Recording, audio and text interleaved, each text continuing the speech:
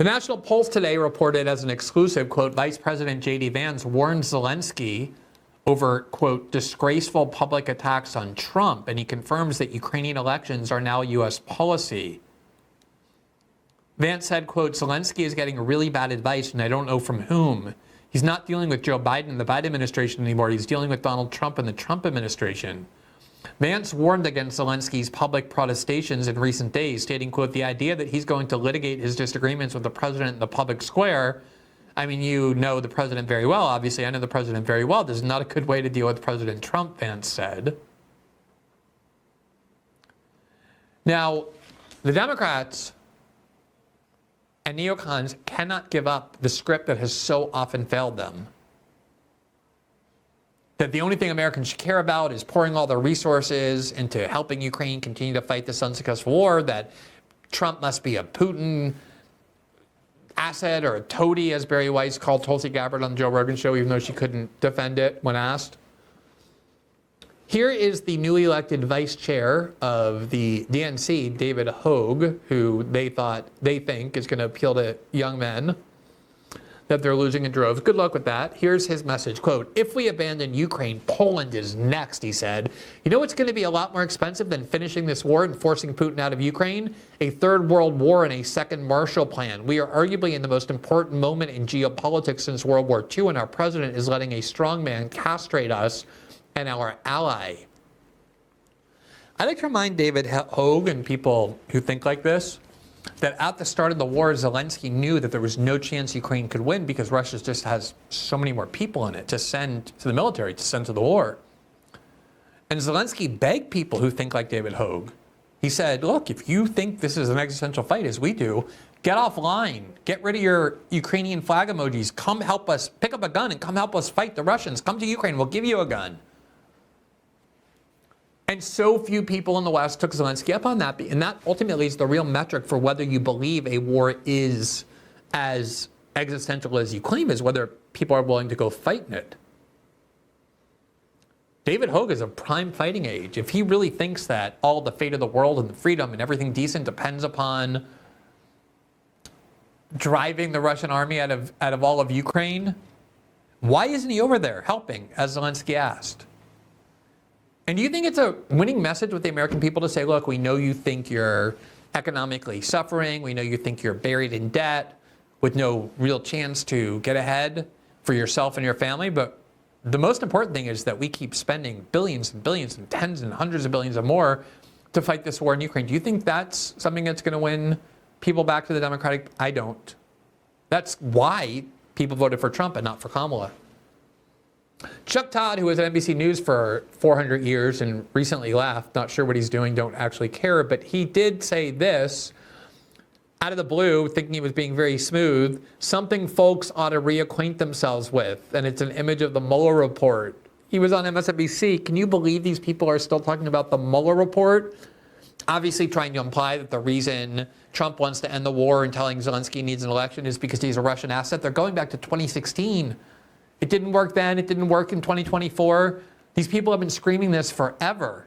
They're losing their minds. So they're going back to the Mueller report to try and go back to that whole Trump is a Russian agent thing or whatever.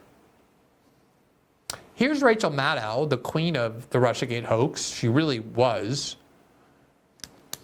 And please just watch this clip. I don't even want to set it up for you.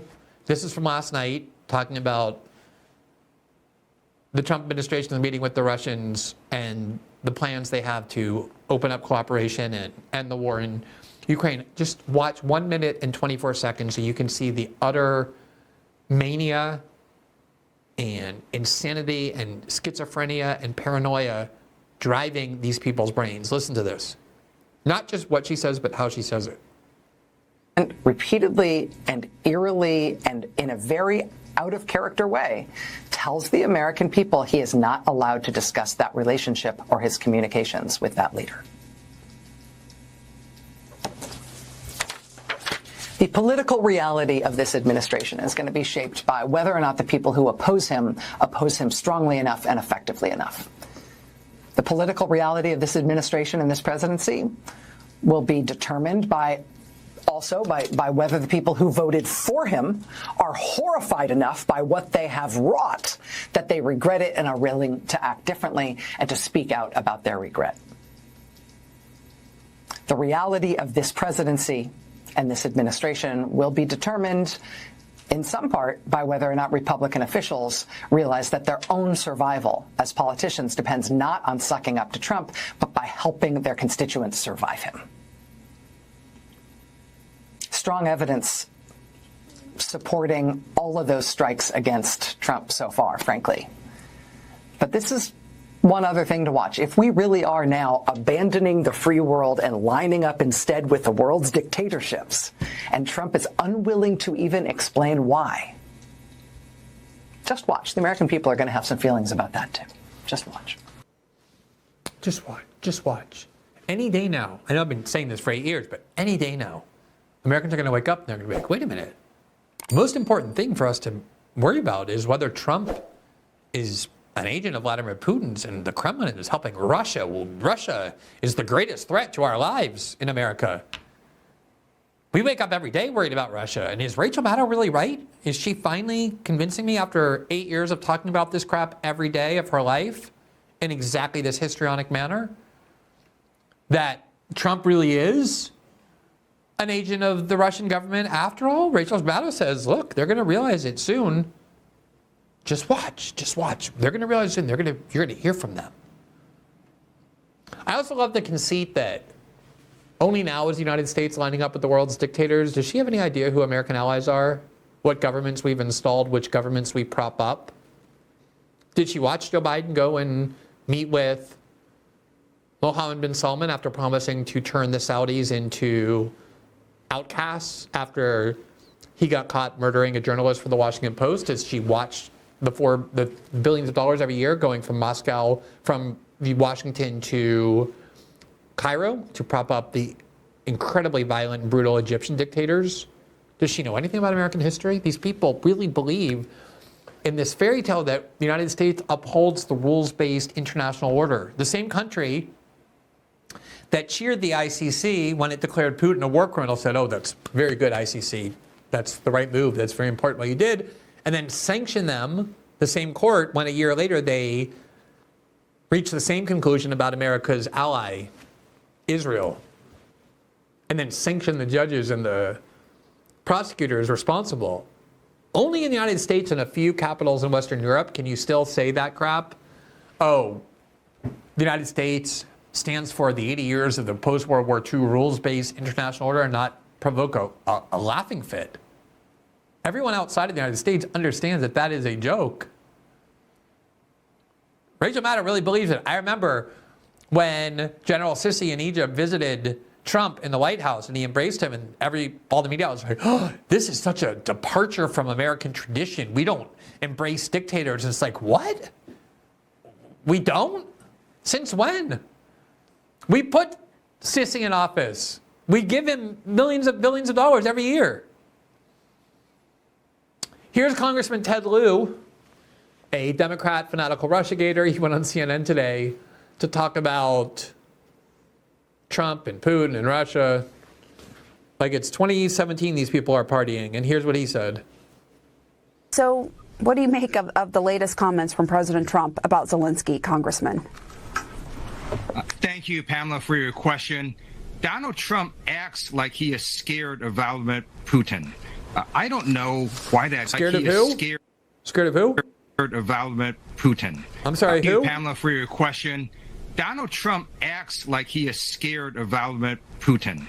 I don't know why that is, but it is highly disturbing. A few years ago, Donald Trump said he trusted Vladimir Putin more than our own intelligence officials. You see Trump, when he's with Putin, the body language Trump sends is one of weakness. They're back to this. Do you remember when Trump went to, where was it? They called it the Treason Summit. I think it was it was 2018. I think it was Helsinki in Finland.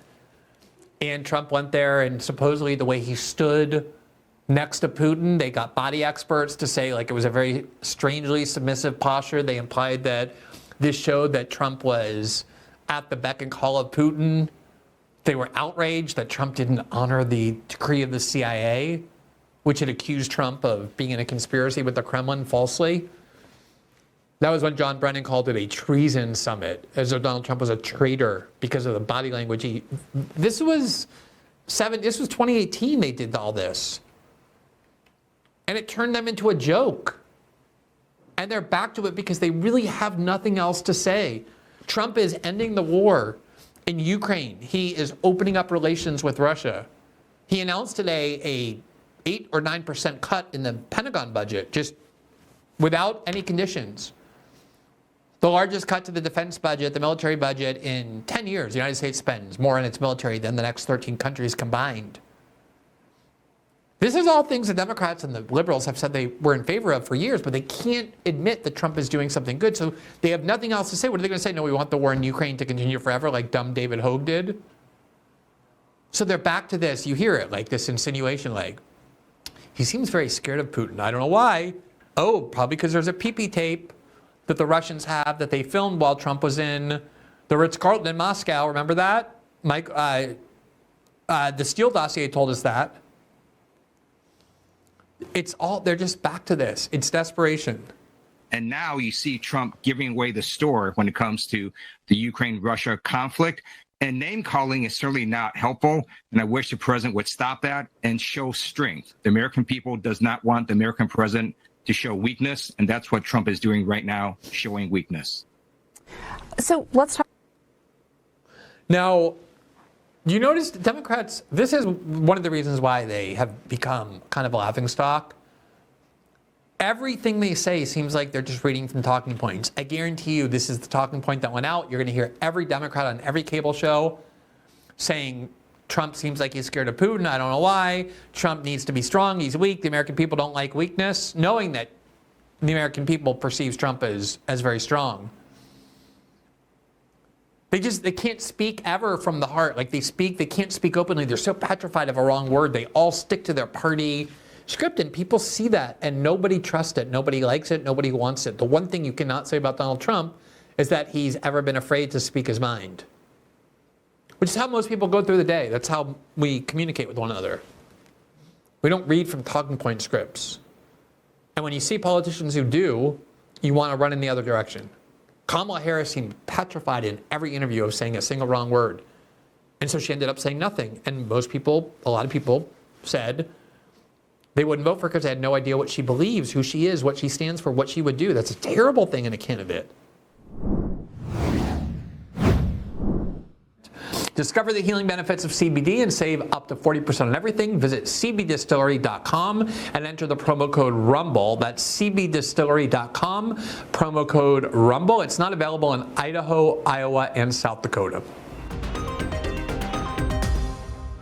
Thanks for watching this clip from System Update, our live show that airs every Monday through Friday at 7 p.m. Eastern, exclusively on Rumble. You can catch the full nightly shows live or view the backlog of episodes for free on our Rumble page. You can also find full episodes the morning after they air across all major podcasting platforms, including Spotify and Apple. All the information you need is linked below. We hope to see you there.